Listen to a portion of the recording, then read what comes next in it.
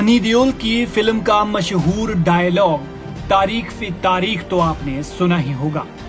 ठीक उसी तर्ज पर पिछले 2 साल से करीब 1 करोड़ रुपए की लागत से तैयार खड़े स्वारघाट बस स्टैंड के उद्घाटन के लिए भी तारीख न मिलने से लोगों के सब्र का बांध टूटता नजर आ रहा है।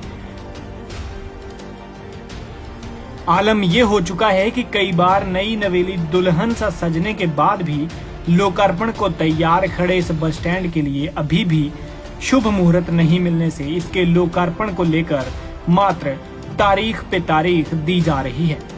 बस स्टैंड 1.5 साल से तैयार पड़ा हुआ है। 3-4 बार इसके उद्घाटन की तारीखें भी निश्चित हुई, लेकिन इसका उद्घाटन आज तक नहीं हुआ है और यहाँ पर आवारा पशुओं और जुआरियों का अड्डा बन गया है। इसलिए इसका शीघ्र से शीघ्र उद्घाटन होना चाहिए ताकि लोगों को ये इतनी बड़ी सुविधा मिल सके। धन्यवाद। कोरोना काल से पहले 2 बार इस बस स्टैंड को रंग रोगन किया जा चुका था, लेकिन उद्घाटन न होने के बाद बेसहारा पशुओं की शरणार्थली बनने से हर बार यह गुड़ गोबर ही हो जाता है। 2 मंजिलें इस बस स्टैंड के धरातल पर लगे गोबर के ढेरों से यह बस स्टैंड कम और पशुशाला ज्यादा नजर आती है।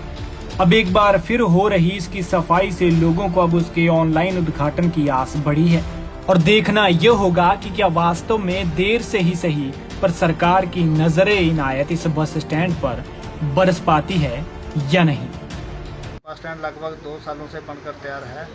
इसमें कहीं ना कहीं मेरे को तो ये लगता है कि सरकार की नालायकी इसमें नज़र आ रही है, क्योंकि स्वारघाट का जो बस स्टैंड है बहुत महत्वपूर्ण है पूरे अपर हिमाचल के लिए। यहाँ से लोग जो है कोई कीर्तपुर जाते हैं, कोई चंडीगढ़ जाते हैं, ऊपर से बसें आती हैं। यहाँ नालागढ़ को अलग बसें जाती हैं, कोई प्राइवेट को सरकारी, उनका बस स्टैंड नीचे बसें रुकती हैं जो नालागढ़ की तरफ हो जाती है। तो लोग हम तो देखकर हैरान हो जाते हैं कि लोगों ने 2-2, 4-4 बैग कंधे पे उठाए होते हैं। ऊपर बस स्टैंड ऊपर से नीचे जहाँ बसें करती नालागढ़ की वहाँ तक पैदल चलते हैं। छोटे छोटे बच्चे साथ होते हैं, कभी बारिश होती है बड़ी जोर की, कभी धूप होती है। तो इसके इन सब बातों को देखते हुए और नंबर दूसरी बात यह है कि यहाँ जाम रहता है, हर वक्त जाम करना चाहूँगा कि ये जो बस स्टैंड है इसका जल्दी से जल्दी उद्घाटन किया जाए।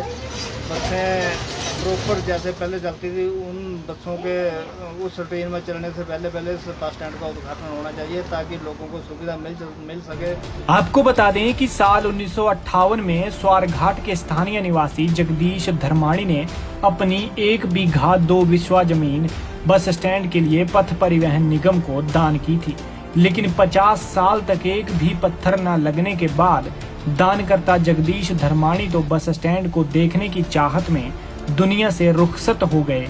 लेकिन अब जब बस स्टैंड का निर्माण हुआ भी तो पिछले 2 साल से सरकार को इस बस स्टैंड के लोकार्पण का शुभ मुहूर्त ढूंढने से भी नहीं मिल रहा है।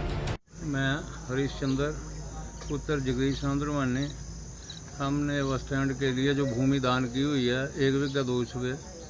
तो पहले तो बस स्टैंड नहीं बना, चारों तरफ से गंद, आज भी वही कंडीशन है। ना इसका उद्घाटन हो रहा है, ना ही कोई पिताजी का स्टैचू लगा हुआ है, ना ही किसी परिवार के किसी हमारे आदमी को कोई नौकरी दी गई है। ये मतलब हमारी समझ से बाहर है। हमारे रास्ते वगैरह सारे बंद कर दिए गए हैं, कोई रास्ता नहीं हमें नीचे घर के लिए दिया हुआ है, ठीक है ना। बच्चे के लिए हमने बोला था, गोविंद ठाकुर जी आए थे, उनके पास भी हमने बोला था कि एक लड़का हमारा एडजस्ट हो जाए। करोड़ों रुपए की भूमि दान की हुई है, उसके बारे में कोई भी सरकार सुध नहीं ले रही है। तो अदरवाइज मेरे को स्टे लेनी पड़ेगी, फिर नहीं तो हाई कोर्ट से। पंजाब केसरी के लिए स्वारघाट से पवन ठाकुर की रिपोर्ट।